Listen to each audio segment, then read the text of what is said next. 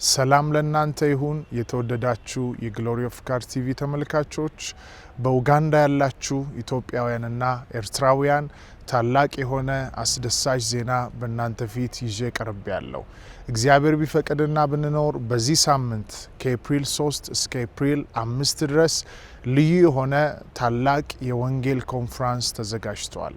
እግዚአብሔር ቢፈቅድና ብንኖር በዚህ ጊዜያት ላይ አርብና ቅዳሜ ተገኝቼ አገለግላለሁ። ስለዚህ በዛ ያላችሁ ኢትዮጵያውያንና ኤርትራውያን ከዚህ በፊትም እግዚአብሔር ከዛሬ 4 ዓመት በፊት በነበረን ፕሮግራም ለብዙዎች ታላቅን ነገር አድርጓል። በርካቶች ተፈውሰዋል፣ ነፃ ወጥተዋል። ስለዚህ በአሁኑ ፕሮግራምም ላይ ጆይን እንድታደርጉ በጌታ ፍቅር አሳስባለሁ።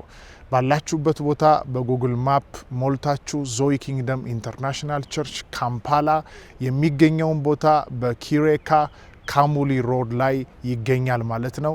ወደዚህ ፕሮግራም እየመጣችሁ እንድትሳተፉ ለታመሙ ጸልያለሁ። የታሰሩ ይፈታሉ፣ በጨለማ ውስጥ ያሉ ነፃ ይወጣሉ። በእነዚህ 2 ቀናቶች ላይ ጌታ ታላላቅ ታምራቶች ያደርጋል። ስለዚህ አስታውሱ፣ በዚህ ፕሮግራም ላይ ከተወደደ ወንድሜ ጋር ከአፖስትል ጂኦፍሬ ጋር አብረን እናገለግላለን። የእግዚአብሔር ጸጋ በሙላት ይገለጣል። በዛ ቀን ላይ ከብዙዎች ላይ ቀንበር ይሰበራል። ለታሰሩ ጸልያለሁ፣ ለታመሙ ፈውስ ይሆናል። ህይወታችሁ ተመሳሳይ ሆኖ አይቀጥልም።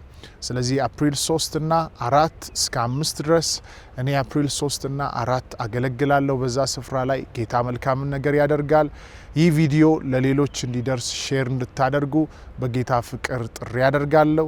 በዚህ ፕሮግራም ላይ በካምፓላ በዞይ ኪንግደም ኢንተርናሽናል ቸርች እንገናኝ። ኢትዮጵያውያንና ኤርትራውያን በዚህ ፕሮግራም ላይ ተገኝታችሁ እንድትካፈሉ ጥሪ ያደርጋለሁ። እግዚአብሔር ጸጋ ከእናንተ ጋር ይሁን። ኢየሱስ የነፍስም የስጋም ፈውስ ነው። ተባረኩ። ሻሎም